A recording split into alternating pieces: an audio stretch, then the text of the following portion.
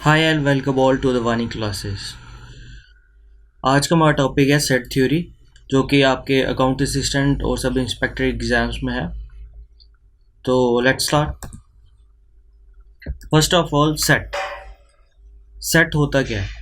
Set is a collection of well defined object, collection of well defined data objects. ठीक है, एक collection होता है एक वेल डिफाइंड चीज़ होगा। फॉर एग्जांपल, हमने एक क्लासेस की बुक्स लेने जाते हैं, फॉर एग्जांपल 12th क्लास की बुक्स लेने हैं, तो बुक शॉपर बोलता है कि हमारे पास एक आपको साइंस स्ट्रीम की है तो ये आपको पूरा सेट मिलेगा बुक्स का, इसमें सभी बुक्स है हमारे पास। ठीक है, तो वो क्या हो गया, एक वो खुद एक बोलता है कि ये सेट है, ये 12th क्लास का साइंस के सब्जेक्ट का या कॉमर्स सब्जेक्ट का ये सेट है। ठीक है, तो सेट क्या होता है? Collection of well defined data. ठीक है, और इसको ऑर्डर्ड होता है, ऑर्डर्ड या अनऑर्डर्ड, मगर well defined and distinguished objects होते हैं। ठीक है, और सेट में हमेशा यूनिक जो है यूनिक ऑब्जेक्ट्स होते हैं।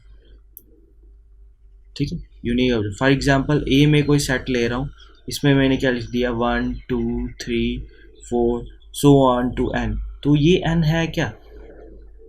This is well defined numbers, natural numbers. ठीक, ए, दिस इज ए सेट। अब मैंने लिख तो दिया, अब नेक्स्ट इसका क्या आता है कि इसको रिप्रेजेंट कैसे करते हैं। ठीक, रिप्रेजेंट इसकी दो फॉर्म में होते हैं। एक मैंने आपको पहले बता दिया, रोस्टर और टेबुलर फॉर्म, जिसमें हम मान लो एक सेट ऑफ वॉवल्स लिखते हैं हम, set of vowels. Set of vowels कौन से होते हैं हमारे? ए, ई, आई, ओ, यू। तो दीज, ये जो है, ये मैंने एक सेट मान लिया, इसको हम ब्रेसिस में लिखते हैं इस तरह से, एक कर्ली ब्रेसिस में। तो ये हमारे पास क्या आ गया, एक रोस्टर फॉर्म, या उसको हम टेबुलर फॉर्म भी बोलते हैं। ठीक है, और इसमें क्या होता है कि कोई भी हमारे ये जो एलिमेंट्स होते हैं, ये सिंगल जो एलिमेंट्स होते हैं, इसको क्या बोलते हैं? एलिमेंट्स। ये जो एलिमेंट्स हमारे रिपीट जो है, रिपीट नहीं होते हैं। ठीक, ये आ गया हमारा ये। हमारे पास नेक्स्ट फॉर्म जो है वो है सेट बिल्डर फॉर्म, जो कि रूल फॉर्म भी बोलते हैं हम उसे। तो मान लो हमारे पास एक कोई सेट है, इसमें हमने x का स्केयर लिया हुआ है, सच दैट कि हमारे पास क्या x क्या बिलोंग्स करता है कोई z इंटीजर को। तो इंटीजर की फॉर्म में 1 2 3 4, तो इसमें ये आ गया हमारा सेट बिल्डर या रूल फॉर्म में। हमने इसको कुछ रूल लगा दिया कि ये जो हमारा x है वो x स्केयर जो होगा वो होगा। अब इसको टेबुलर फॉर्म में भी लिख सकते हैं। अगर इंटीजर है, मान लो 1 से शुरू कर रहे हैं हम, तो इंटीजर 1 का स्केयर 1, 2 का स्केयर 4, 3 का स्केयर 9 एंड सो ऑन। तो ये हमारा क्या बन गया, एक किसकी फॉर्म होगी? ये हमारी रोस्टर फॉर्म थी, और ये हमारी क्या है, सेट बिल्डर फॉर्म। तो हम दोनों में लिख सकते हैं किसी भी सेट को। अब नेक्स्ट क्या हमारे पास की टाइप्स ऑफ सेट की कौन कौन सी टाइप्स होती हैं। पहला है हमारे पास एम्प्टी सेट। एम्प्टी सेट को हम नल सेट या फाई सेट भी बोलते हैं, नल सेट या फाई सेट भी बोलते हैं, क्योंकि इसको डिनोट हम करते हैं फाई से, या ऐसे कर्ली ब्रेसेस की इसके अंदर कुछ नहीं है, एम्प्टी है, खाली है ये, तो इसको ये बोलते हैं। और नेक्स्ट है हमारे पास सिंगलटन सेट। सिंगलटन क्या है? इसमें सिंगल एलिमेंट है, there is only single element. For example, ये मैंने 5 लिख दिया, तो ये भी सिंगलटन सेट ही होता है। ठीक है, याद रखिएगा ये। और नेक्स्ट हमारे पास होता है फाइनाइट सेट। फाइनाइट सेट्स वो सेट है जिसके नंबर ऑफ एलिमेंट्स क्या होते हैं, काउंटेबल। नंबर ऑफ एलिमेंट्स क्या होते हैं, काउंटेबल। और फॉर एग्जांपल, ए मेरे पास कोई सेट है 1 2 3, तो इसके नंबर ऑफ एलिमेंट्स क्या है, काउंटेबल है, तो इसको क्या बोलते हैं, फाइनाइट सेट।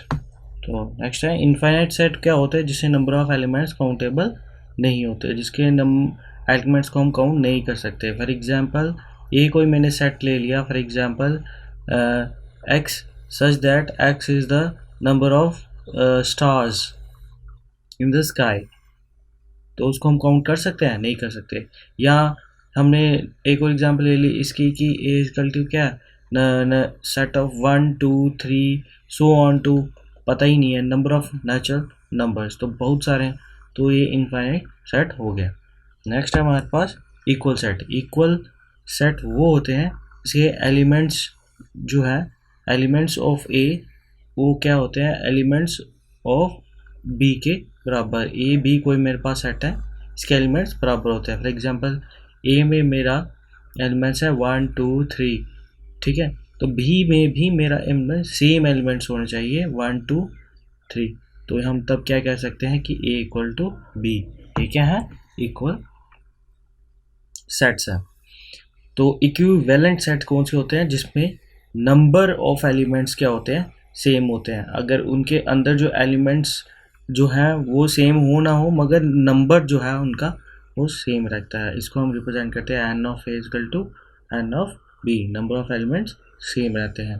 तो फॉर एग्जांपल ए जो है 1 2 3 लिया, मगर बी जो है 1 2 5 कुछ भी हो सकता है, मगर नंबर इसमें 3 एलिमेंट्स है तो इसमें भी 3 एलिमेंट्स है, तो ये क्या हो गया हमारा इक्विवेलेंट सेट। नेक्स्ट है हमारे पास सबसेट। सबसेट क्या होता है, फॉर एग्जांपल अगर मैं बोलूँ vowels is the subset of English alphabets. English alphabets में ए से लेकर जेड तक आते हैं, उसके अंदर ही वोवल्स आ जाते हैं, तो वोवल जो है ए से लेकर जेड तक के बीच में ही पार्ट आते हैं, तो क्या बोल सकता हूँ मैं, वोवल्स जो है वो सबसेट है, मैं समझ गए, उसके अंदर ही आते हैं। सबसेट ये इसका सिंबल होता है, सबसेट ऑफ इंग्लिश ये अल्फ़ाबेट्स, ऑल अल्फ़ाबेट्स, ठीक है। तो ये आगे एक वर्ड। तो दूसरी एग्जांपल मैं लूँगा इसकी, अगर हमारे पास ए है कोई, एक कोई सेट है 1 और 2, और बी कोई सेट है हमारे पास 1 2 3, तो आपको सिंपली दिख रहा है जो ए के एलिमेंट्स है वो ऑलरेडी बी में प्रेजेंट है, तो इसको क्या बोल सकते हैं, ए जो है ये सबसेट है किसका, बी का, जो एलिमेंट्स ए में है वो ऑलरेडी बी में प्रेजेंट है, जैसे ये वॉवल्स हैं वो ऑलरेडी अल्फ़ाबेट्स में प्रेजेंट है। नेक्स्ट है हमारे पास प्रॉपर सबसेट। प्रॉपर सबसेट वो होता है अगर इफ ए जो है हमारा सबसेट है बी का, और ए जो हमारा इक्वल नहीं है बी के बराबर, that is number of elements in B जो है वो greater than number of elements in A है, ठीक है, नंबर ऑफ बी जो एलिमेंट्स है इसके और ये ग्रेटर ज़्यादा होते हैं as compare to number of elements in B, तो ये क्या हो गया हमारा प्रॉपर सबसेट, ठीक।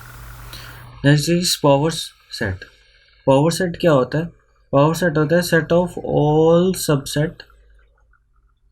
Subset of given set. कोई हमें गिवन सेट है उसके सबसेट के जितने भी सेट बनते हैं तो वो उसको बोलते हैं हम पावर सेट।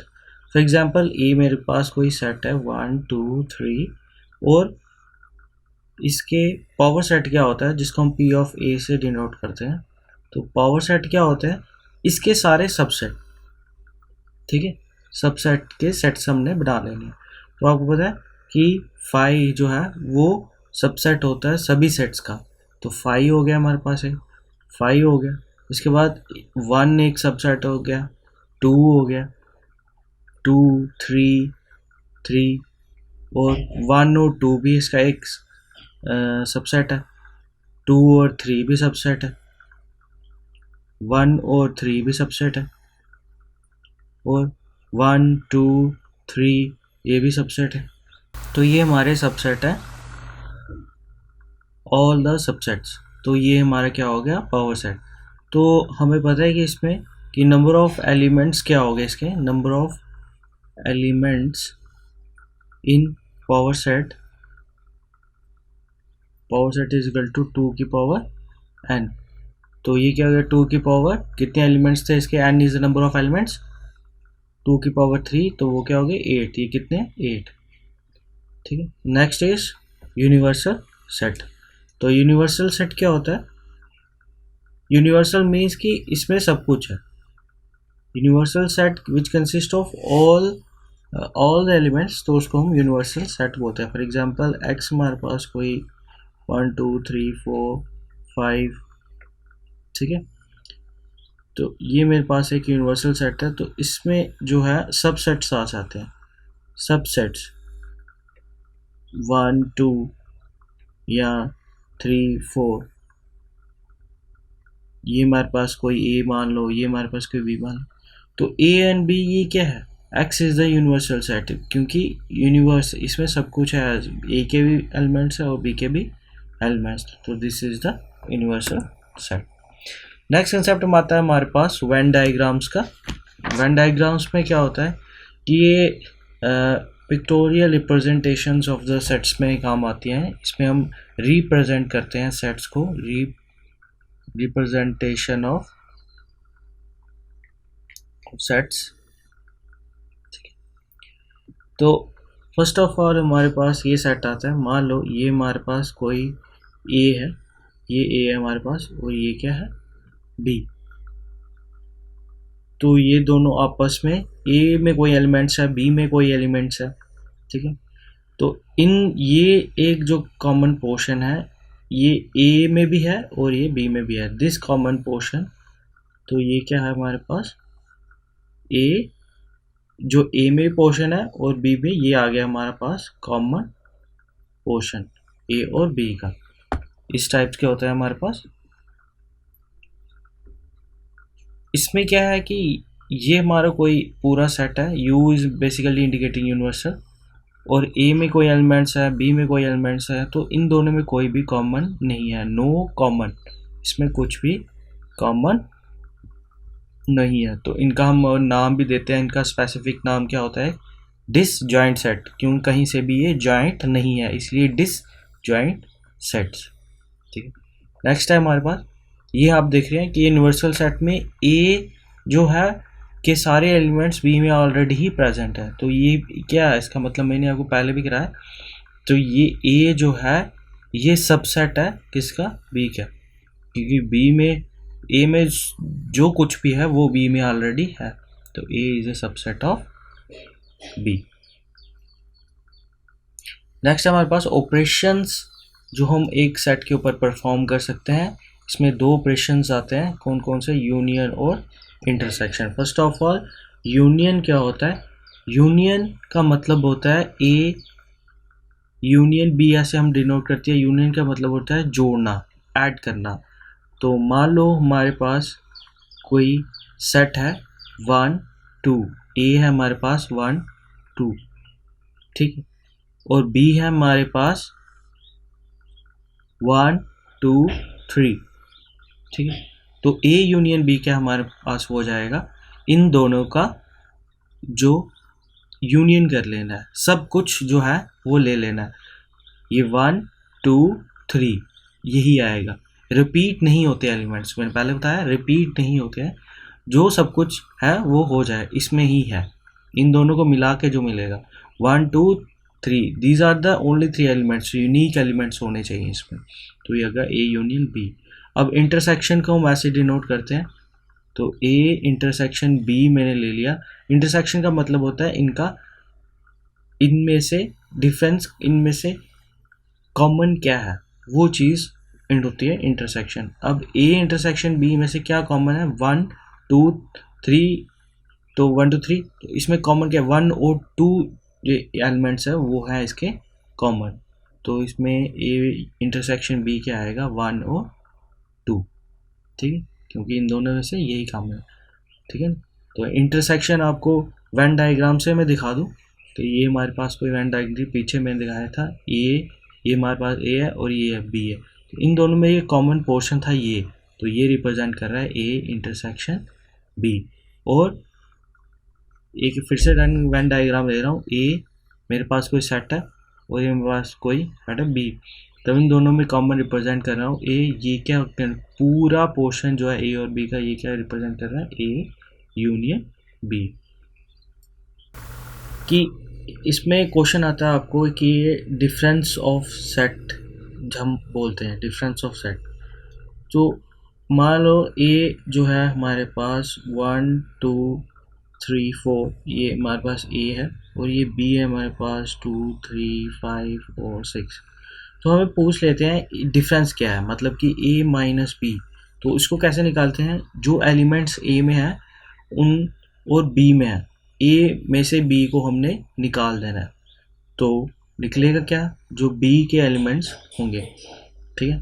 तो ए माइनस बी क्या हो जाएगा, 1 और 4। कैसे, 2 3 ए में भी है, 2 3 बी में भी है, मगर ए में से हमने निकालना है किसको, बी को। ए में से निकालना है किसको, तो बचेंगे किसके एलिमेंट्स, बचेंगे ए के ही एलिमेंट्स, मगर उनमें से कौन से एलिमेंट्स आपने निकाल देने हैं, जो बी में कॉमन है। तो बी में तो और ए में कौन कौन से कॉमन है, ये निकाल दें। 2 3 यहाँ पे भी था, 2 3 यहाँ पे, तो ये कैंसिल हो गया, तो बचा ये, तो ये हमने लिख दिया 1 और 4, ठीक है। अब इसी तरह अगर आपको कोई बोले बी माइनस ए क्या है, तो बी माइनस ए, बी के एलिमेंट्स लिख देने हैं, ठीक है, और उनमें से हमने माइनस कर देने हैं जो कि ए के कॉमन एलिमेंट्स है।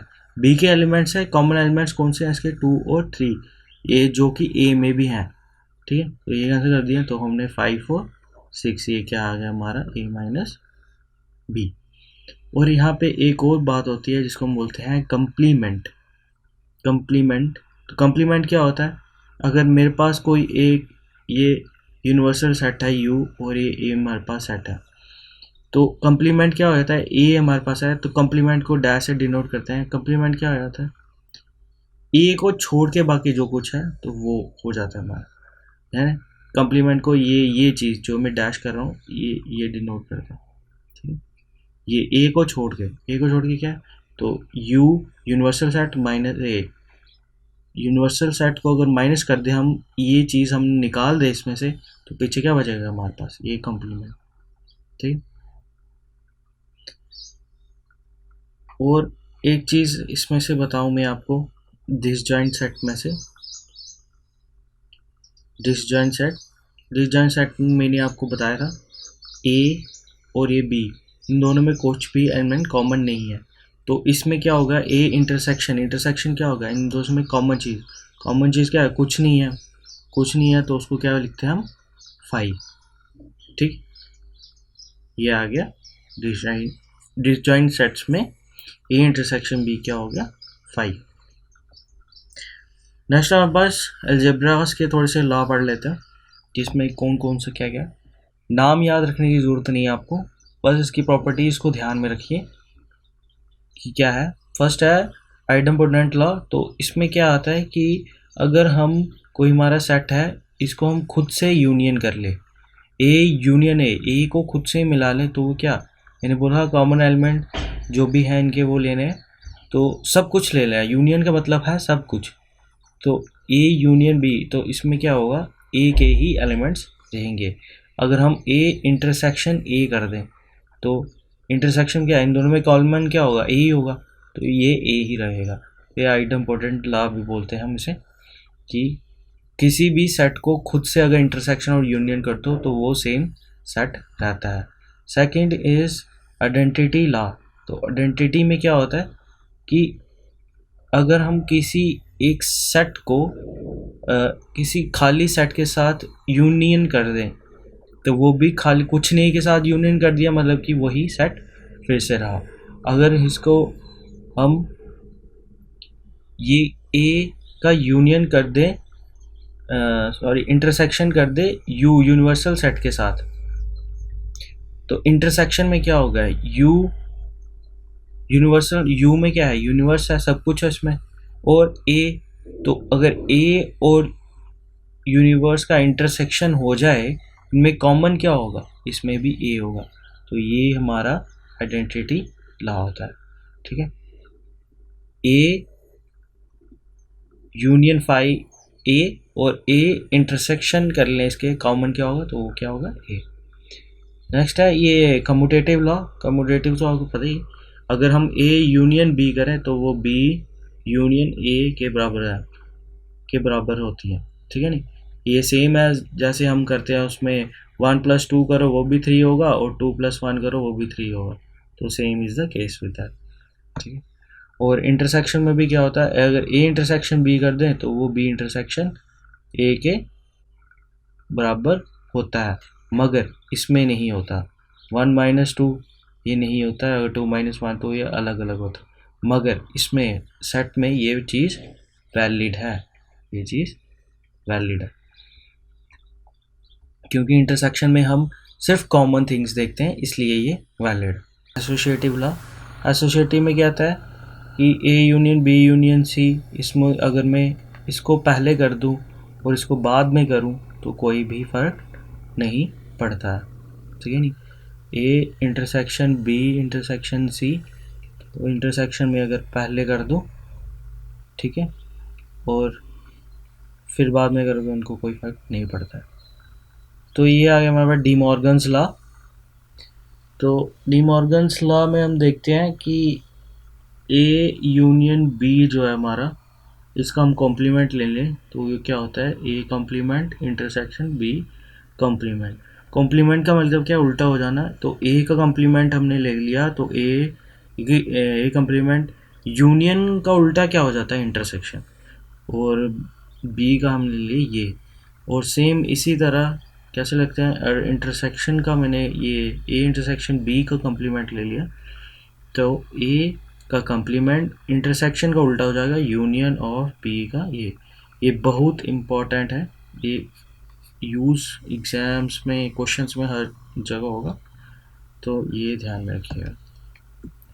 नंबर ऑफ एलिमेंट्स जो हैं थर्ड थ्योरी में, इनके स्पेसिफिक तो फॉर्मूले हैं, तो वो हम देख लेते हैं। ये चीज़ जो है आप पता है आपको, ये क्या है, डिसजॉइंट सेट्स है, इनमें कुछ भी एलिमेंट्स में कॉमन नहीं है। तो number of elements of A union B, अगर हम दोनों को इकट्ठा कर लें, यूनियन कर लें, तो number of elements in A जो है वो होंगे number of elements in B. Common तो कुछ है नहीं, इसलिए कुछ लिखने के लिए बचा नहीं। तो इसमें क्या होगा कि ये एक है हमारे पास ए और बी, इन दोनों में ये कॉमन पोर्शन है, जिसको हम क्या बोलते हैं, मैंने आपको पीछे बताया, ए इंटरसेक्शन बी। तो नंबर ऑफ एलिमेंट्स इन, अगर हम ए यूनियन बी करें, इन इकट्ठा कर दें, तो कितने हम नंबर ऑफ एलिमेंट्स होंगे, number of elements in A plus number of elements in B.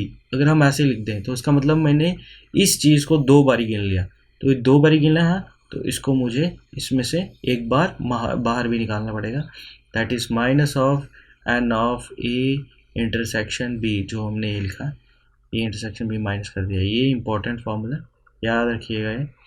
और इसी तरह अगर ये हमारे पास 3 एलिमेंट्स आ जाते हैं ए बी और सी, तो ये जो पोर्शन है, ये पोर्शन, एक ये पोर्शन और ये पोर्शन, और बीच में एक ये पोर्शन है जो कि तीनों में कॉमन होगा। तो इसके लिए फॉर्मूला आता है A union B union C का क्या फॉर्मूला है, number of elements in A plus number of elements in B plus number of elements in C. ठीक है, अब इसमें से माइनस कौन कौन से करने हैं, ये दो बारी आ गया, number of elements in A intersection B minus number of elements in B intersection C minus number of elements in A intersection C. ये सारे एक एक बारी हमने माइनस कर लिए, और फिर माइनस तो हमने सभी कर लिया, मगर इस ये चीज़ को एक ये हमारे रह गया, तो उसको हमने प्लस कर लिया, number of elements in A intersection B intersection C. ये जो तीनों का कॉमन पोर्शन है, इसको हम लिखते हैं A intersection B intersection C. ठीक, ये याद रखिएगा। ठीक है, अब हम क्वेश्चंस कर लेते हैं। ये थी थ्योरीज की। क्वेश्चन में क्या बोल रहा है, कोई रीजन है जिसमें 800 पीपल्स टोटल हैं, उसमें से 550 जो है डोगरी बोलते हैं और 450 जो है वो हिंदी बोलते हैं। तो हमें बताना है कि ऐसे कितने लोग हैं जो हिंदी और डोगरी दोनों को जानते हैं। ठीक है, तो इसके लिए मैं नंबर ऑफ एलिमेंट्स जो डोगरी बोलने में डी लिख रहा हूँ, डी, तो वो क्या है 550, और नंबर ऑफ एलिमेंट जो हिंदी बोल रहे हैं एच लिख रहा हूँ मैं, वो क्या है 450।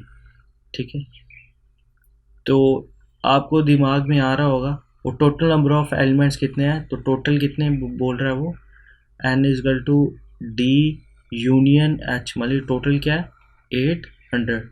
तो ये चीज़ देख के आपको ध्यान में वेन डायग्राम्स भी आ रही होगी, उसको बना लिया कि नंबर ऑफ ये डोगरी स्पीकिंग पीपल है और नंबर ऑफ ये क्या है हिंदी स्पीकिंग, और इनमें से जो कॉमन पोर्शन है ये क्या, ये दोनों बोलते हैं और हमें यही निकालना है। दैट इज़ कॉमन पोर्शन क्या है, डी इंटरसेक्शन एच।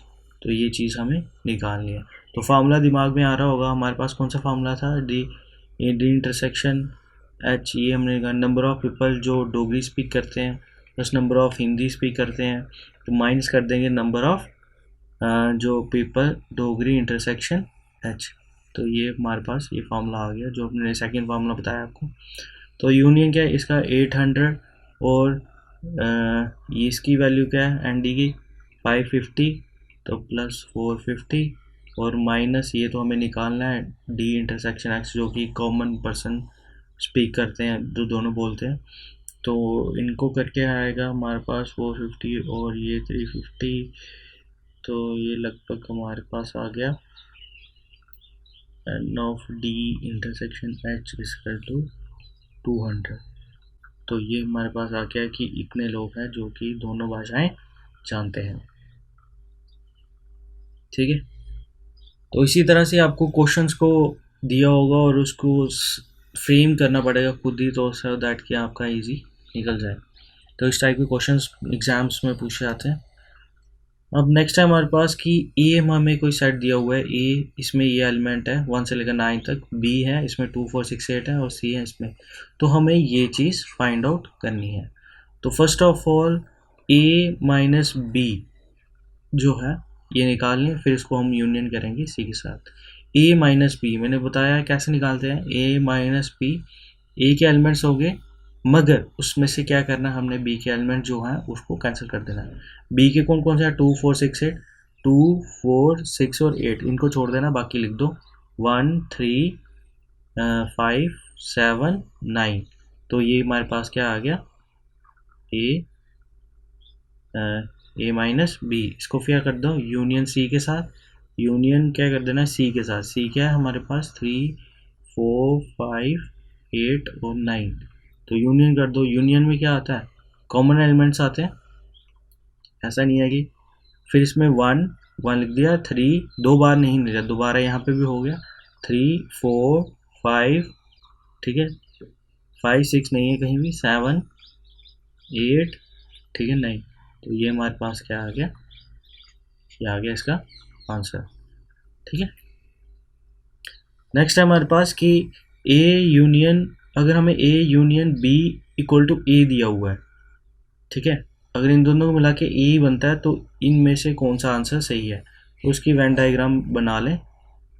ठीक है, अगर हमें दिया हुआ है ए यूनियन बी, इन दोनों को मिला के भी ए ही बनता है, तो इसका मतलब क्या है, बी कहीं यही है, बी है, और ए भी मेरा यही है।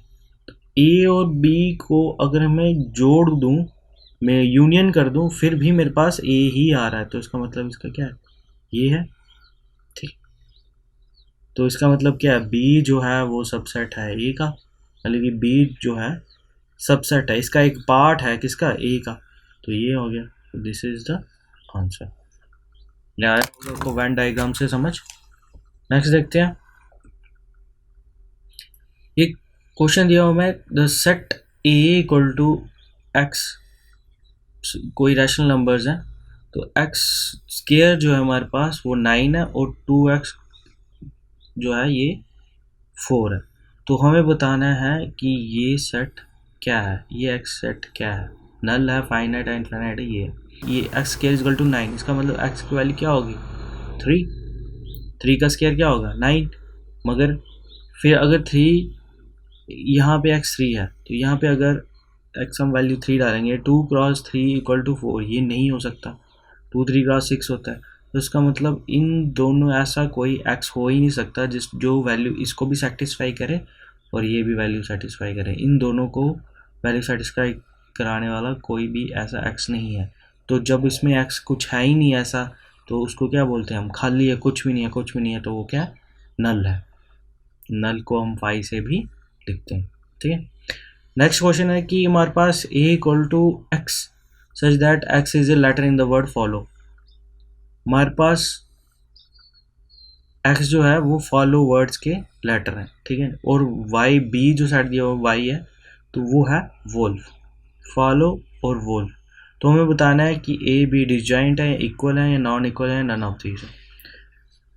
अगर इसमें मैं रोस्टर फॉर्म में लिखूं तो रोस्टर फॉर्म में हमें पता है कि नंबर ऑफ एलिमेंट्स क्या होते हैं। इसमें अगर लिखूं मैं x क्या हो सकता है, सेट की फॉर्म में लिखूं मैं इसको a equal to F O L फिर से आ रहा है तो रिपीट नहीं करना है, ओ फिर से आ गया तो रिपीट नहीं करना है, और ये डब्ल्यू, ये आ गया ए। और बी में लिखूं अगर B W O L F, ये सिंपल ही है। तो ये आपको दिख रहा है कि ये जो डब्ल्यू एल एफ है, डब्ल्यू एल एफ इसमें भी है, ये दो एलिमेंट्स, नंबर ऑफ एलिमेंट्स और एलिमेंट जो है सेम है ए और बी के, ठीक है। तो number of elements A equal to number of elements of B, तो ए इक्वल टू बी, तो ये हमारे पास इसका ऑप्शन आ गया